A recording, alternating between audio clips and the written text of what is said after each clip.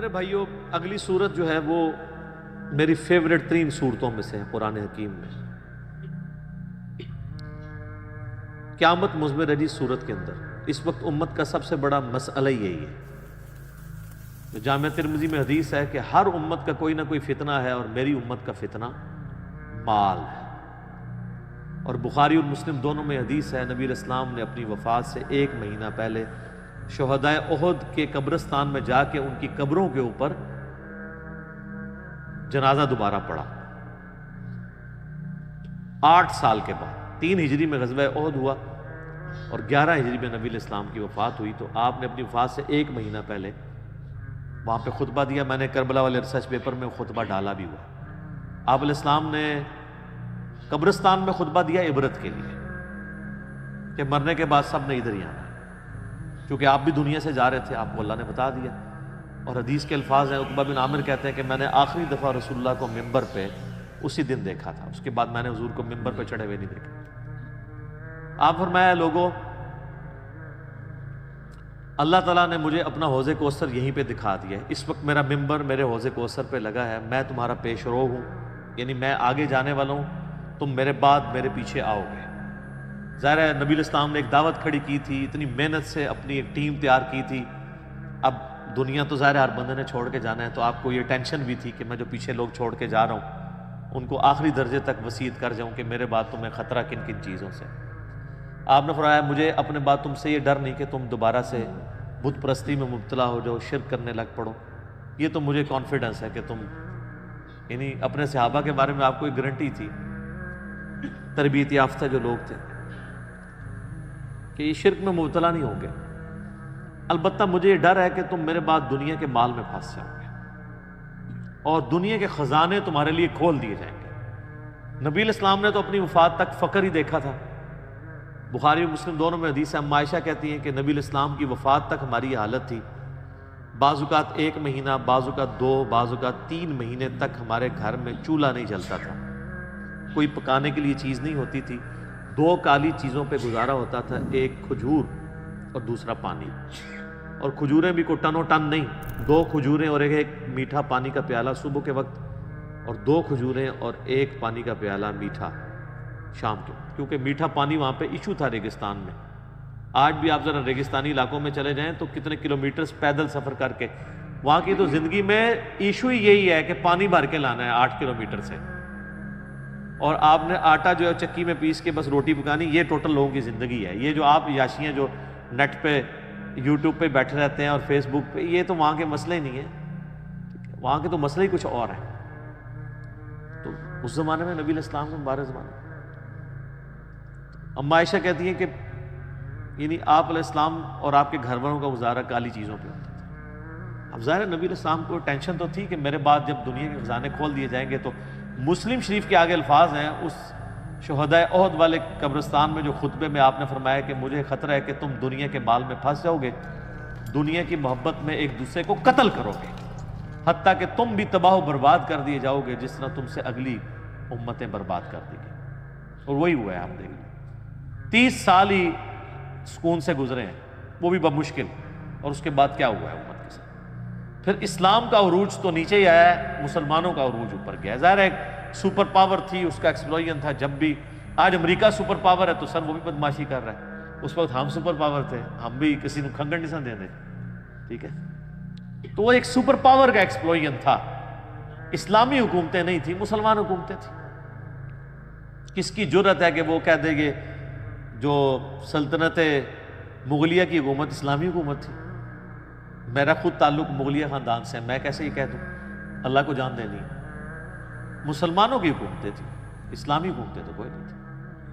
نہ سلطنت عثمانیہ جو ہے وہ اسلامی حکومت تھی، مسلمانوں کی حکومت تھی۔ تو آپ علیہ السلام کو بتا دیا گیا کہ فتنہ مال ہے۔ یہ صورت اسی فتنے کو ایڈریس کرتی ہے، اور بخاری اور مسلم دونوں میں ایک حدیث موجود ہے متفقن علیہ کہ نبی علیہ السلام نے یہی صورت پوری تلاوت کی، پوری صورت پڑھنے کے بعد کہا کہ آدمی کہتا ہے میرا مال میرا مال میرا مال، یہی کہتے کہتے مر جاتا ہے، حالانکہ تیرا مال تو وہ ہے جو تو نے کھا پی لیا، یا پہن کر بوسیدہ کر لیا کپڑے، یا آخرت میں اللہ کے لیے بھیج کے، اللہ کی راہ میں خرچ کر کے اپنے لیے سٹور کر لیا، یعنی جو اللہ کی راہ میں خرچ کرتے ہو یہ تمہارا مال ہے، باقی تو تیرے وارثوں کا مال ہے۔ بخاری اور مسلم دونوں میں حدیث ہے، نبی علیہ السلام نے فرمایا انسان کے 3 دوست ہیں، ایک ہی ساتھ جاتا ہے، 2 باہر ہی رہ جاتے ہیں، اس کے رشتہ دار اور مال یہ قبر سے باہر رہ جاتے ہیں، اور اس کے اعمال قبر میں ساتھ جاتے ہیں۔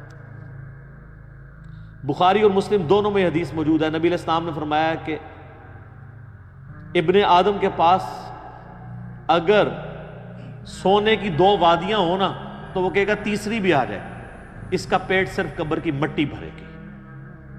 یہ لالچ ایسی چیز ہے جس کے پاس مال آ جائے اس کی بھی ختم نہیں ہوتی، یہ قبر کی مٹی اس کا پیٹ بھرے گی۔ یہ ساری حدیثیں بخاری مسلم میں ہیں جتنی میں بیان کر رہا ہوں، باہر کی کتابوں سے، اور یہ تقریباً آلموسٹ 17 رکت انگیز حدیثیں میں نے مسئلہ نمبر 51 میں ریکارڈ کروائی ہیں۔ رزق حرام کی مذمت، دنیا پرستی کا انجام اور اس کا علاج۔ 11 آیات قرآن حکیم سے کراس ریفرنس کے طور پہ پیش کی، جس میں میں نے یہ صورت بھی ڈسکس کی تھی، اور 17 احادیث بخاری اور مسلم سے۔ وہ سننے والا لیکچر ہے، قبلہ صحیح کرنے والا لیکچر ہے، مسئلہ نمبر 51۔ تو نبی صلی اللہ علیہ وآلہ وسلم کو یہ بات پتا تھی کہ میرے بعد فتنہ کیا بننے والا ہے امت کے لیے، تو آپ کا زہد پریکٹیکلی آپ نے پروف کیا۔ بخاری اور مسلم دونوں میں حدیث ہے، نبی علیہ السلام دعا کیا کرتے تھے، اے اللہ محمد اور آل محمد کو صلی اللہ علیہ وآلہ وسلم بس اتنا ہی رزق دینا کہ ان کی روح اور جسم کا رشتہ برقرار رہے، یعنی بس سانس چلتی رہے، اس سے زیادہ مجھے رزق نہیں چاہیے۔ سر جن لوگوں نے یہ حدیثیں نبی علیہ السلام سے سنی ہوئی تھی انہوں نے دنیا کو 3 طلاقیں دینی تھی نا، انہوں نے ابو ذر غفاری پھر بننا ہی تھا۔ ابو ذر غفاری کے اوپر میرا کلپ دیکھیں، رات کو میں دوبارہ دیکھ رہا تھا وہ کلپ، آپ کسی اور دنیا میں چلے جائیں گے۔ یوٹیوب پہ جا کے لکھیں سیدنا Abu Zar Ghifari, tragic life story of a true Muslim, کہ انہوں نے کتنی کمٹمنٹ کے ساتھ زہد کی زندگی گزاری ہے۔ ایون صحابہ سے بھی وہ لڑتے تھے اس معاملے میں کہ نبی علیہ السلام کی یہ زندگی نہیں تھی جو تم گزار، اور وہ جو کچھ فورسی کر رہے تھے حضرت عثمان کے دور میں، پھر آپ نے دیکھ لیا کہ پھر اس کا انجام کیا نکلا۔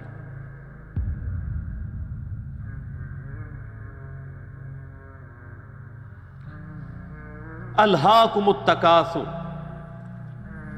غافل رکھا تمہیں، ہلاک کر دیا تمہیں زیادہ مال جمع کرنے کی ہوس نے، حتی زرتم المقابر، یہاں تک کہ تم نے قبروں کا منہ دیکھا، یعنی مرتے دم تک مال مال مال مال، اینڈ کوئی نہیں ہے جب تک کہ قبر کی مٹی میں نہ جا کے مل جائے۔ کلا سوف تعلمون، ہاں ہاں تم جلد ہی جان جاؤ گے، ثم کلا سوف تعلمون، پھر تم سے کہتے ہیں ہاں ہاں ان قریب تمہیں معلوم ہو جائے گا۔ کلا لو تعلمون علم الیقین، ہاں تم یقینی طور پر جان جاؤ۔ یقین تو اسی وقت آنا ہے جب چیز سامنے آ جائے گی۔ لترون الجحیم، تم دیکھ کر رہو گے دوزخ کی آگ کو، ثم لترونها عین الیقین، اس کے بعد تمہیں دوزخ کی جو آگ کو دیکھ کر اپنی آنکھوں سے یقین آ جائے گا، لیکن اس میں فائدہ کوئی نہیں ہونا۔ ثم لتسألن یومئذ عن النعیم، اس دن پھر تم سے اللہ تعالیٰ ہر اس نعمت کے بارے میں پوچھے گا جو اس نے دنیا میں تمہیں وہ نعمت دی تھی۔ آنکھ، کان، عقل، یہ ساری چیزیں دی تھی، ان کو یوٹیلائز کر کے اللہ کی اطاعت کیوں نہیں اختیار کی؟ ایک ایک نعمت کے بارے میں پوچھا جائے گا۔ یہ ٹرمنالوجیز بھی تصوف کے ہاں تو بہت یوز ہوتی ہیں، علم الیقین، عین الیقین اور حق الیقین۔ وہ کہتے ہیں علم الیقین کی تو ہم زندگی گزار رہے ہیں، یعنی ہمیں وحی کے ذریعے یہ علم حاصل ہو گیا ہے کہ مرنے کے بعد اللہ کے حضور پیش ہونا،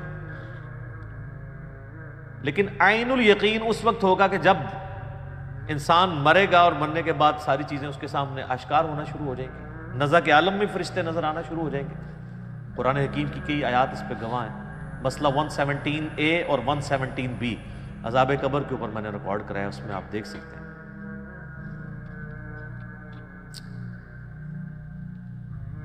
اور سورۃ الحجر کے اینڈ میں بھی آیا نا، فَاعْبُدْ رَبَّكَ حَتَّى يَأْتِيَكَ الْيَقِينُ، اپنے رب کی عبادت میں لگے رہو یہاں تک کہ تم یقین تک پہنچو۔ یقین کیا؟ موت۔ تو علم الیقین تو وحی کے ذریعے میں حاصل ہے، عین الیقین آنکھوں کے ذریعے دیکھ، وہ تو مرنے کے بعد ہی ہے، نزع کے عالم میں ہے، لیکن وہ بھی بندہ واپس نہیں آ سکتا۔ اور جامع ترمذی میں حدیث ہے کہ موت کے غرغرے سے پہلے توبہ قبول ہے، نزع کے عالم میں تو توبہ بھی قبول کوئی نہیں۔ اور ایک تیسری چیز ہے، وہ ہے حق الیقین۔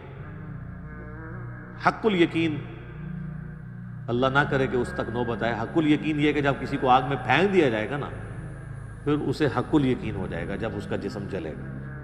دنیا میں بھی آپ دیکھ لیں، اگر ہم کہیں گے جی وہ فلاں جگہ پہ دھواں اٹھ رہا ہے، آگ لگی ہوئی ہے، تو یہ کیا ہوگا؟ علم الیقین، کیونکہ آثار بتا رہے ہیں کہ آگ لگی ہے۔ پھر آپ قریب چلے جائیں اور آگ نظر آ جائے تو اسے کہا جائے گا عین الیقین، آنکھ سے دیکھ لیا۔ اور اگر زیادہ تسلی کرنی ہے تو بیچ میں ہاتھ ڈال دیں، تو جب ہاتھ جلے گا نا تو حق الیقین ہو جائے گا۔ تو یہ اللہ تعالیٰ ہمارا ہے کہ تم عنقریب تم اپنی آنکھوں سے بھی دیکھ لو گے اور اس یقین کے عالم تک بھی پہنچو گے۔ آج جو تم ہمارے پیغمبر کی دعوت کو جھٹلا رہے ہو، تو ایک وقت آنے والا ہے یہ ساری چیزیں کھل کے تمہارے سامنے آ جائیں۔